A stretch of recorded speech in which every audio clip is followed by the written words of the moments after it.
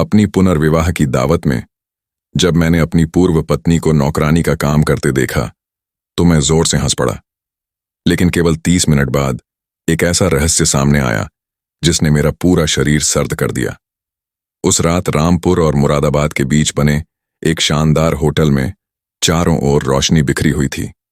मैं, मुनीश कश्यप, 40 वर्ष का आदमी, अपनी नई दुल्हन का हाथ थामे तालियों और प्रशंसा की नजरों के बीच हॉल में दाखिल हुआ।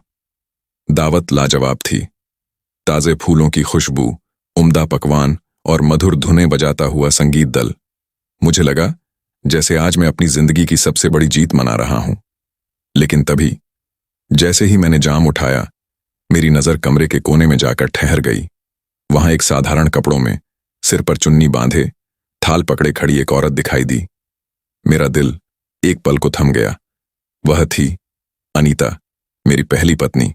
वही अनीता जिसने बरसों तक मेरे लिए साधारण खाना बनाया, कठिन दिनों में साथ दिया और आज मेरी ही शादी की दावत में सबके सामने नौकरानी का काम कर रही थी।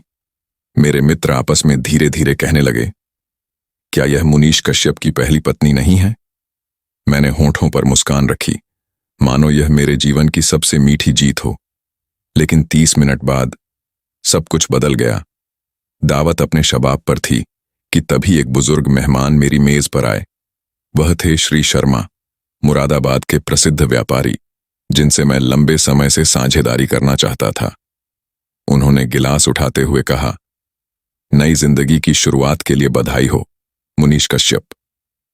मैंने आदर से सिर झुकाकर कहा, आपका यहां आना मेरे लिए सम्मान की बात है। लेकिन अचानक उनकी नजर कमरे के कोने में खड़ी अनीता पर पड़ी। उनका चेहरा गंभीर हो गया। उन्होंने तुरंत गिलास नीचे रख दिया और सबके सामने खड़े होकर बोले, आप सबकी इजाजत हो तो मैं कुछ कहना चाहता हूं। पूरा हॉल एकदम शांत हो गया। उन्होंने सीधा अनीता की ओर इशारा करते हुए कहा, बहुत कम लोग जानते हैं, लेकिन यह औरत, और यहीं से वह सच्चाई उजागर होने वाली थी जिसने रामपुर और मुरादाबाद दोनों शहरों में हलचल मचा दी। पूरा हॉल सन्नाटे में डूबा हुआ था। सभी मेहमानों की नजरें श्री शर्मा पर टिक गईं। उन्होंने गंभीर आवाज में कहा, बहुत कम लोग जानते हैं, लेकिन यह औरत अनीता कोई साधारण स्त्री नहीं है। मैं हक्का बक्का रह गया। हॉल में बैठे लोग भी एक दूसरे को देखने लगे। श्री शर्मा ने आगे कहा, जब मैंने मुरादाबाद में पहली बार व्यापार शुरू किया था, तब यही औरत मेरे पिता की जान बचाने वाली थी। उस समय बाढ़ आई थी और अनीता ने अपने प्राणों की परवाह किए बिना लोगों को सुरक्षित निकाला था। उस घटना की गवाही रामपुर और मुरादाबाद दोनों जगह आज भी मौजूद है। सारा हॉल अवाक रह गया। मैं जिस औरत को आज नीचा दिखाने की सोच रहा था, वह असल में लोगों की नजरों में नायक बन चुकी थी। अनीता सिर झुकाकर खड़ी थी, लेकिन उसकी आंखों में आंसू चमक रहे थे।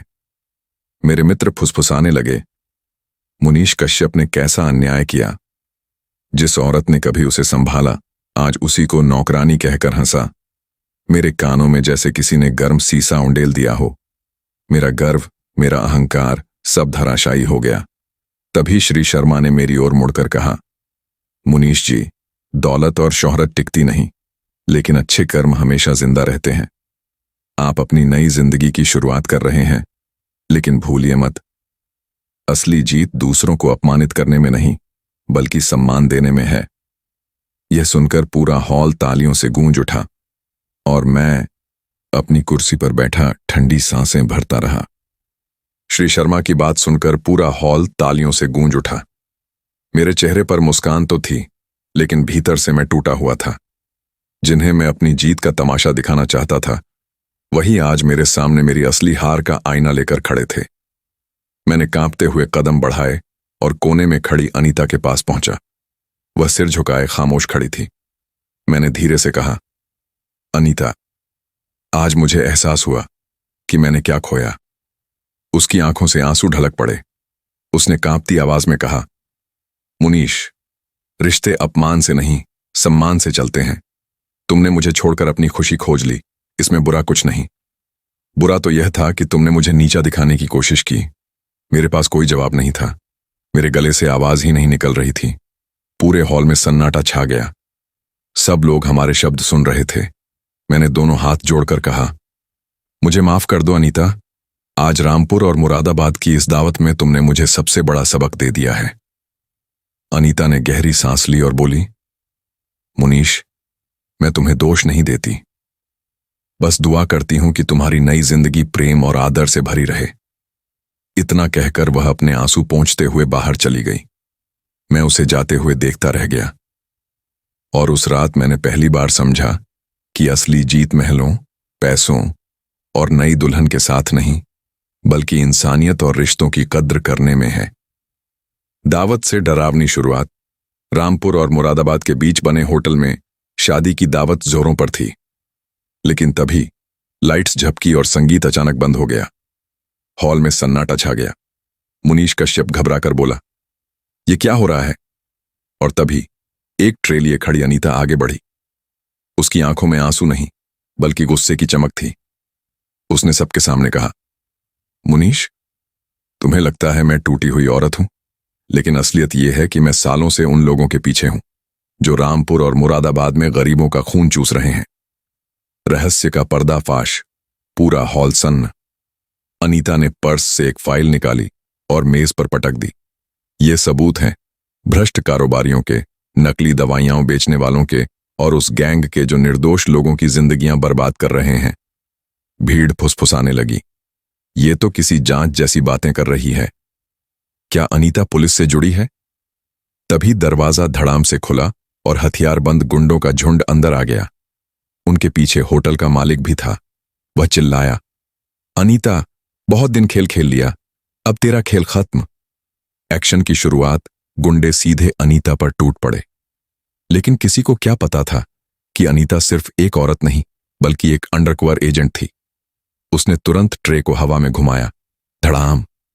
एक गुंडे का सिर फूट गया, दूसरे पर कुर्सी दे मारी। हॉल में अफरा तफरी मच गई। मुनीश कश्यप, जो अब तक हैरान था, अचानक चीखा, यह क्या हो रहा है? अनीता गर्जी, सच्चाई सामने आ रही है मुनीश, अब भागना नहीं, लड़ना होगा। जानलेवा टक्कर गुंडों और अनीता के बीच जबरदस्त भिड़ंत हुई। टेबलें उलट गईं, ग्लास चकनाचूर हो गए। मेहमान दहशत में भागने लगे।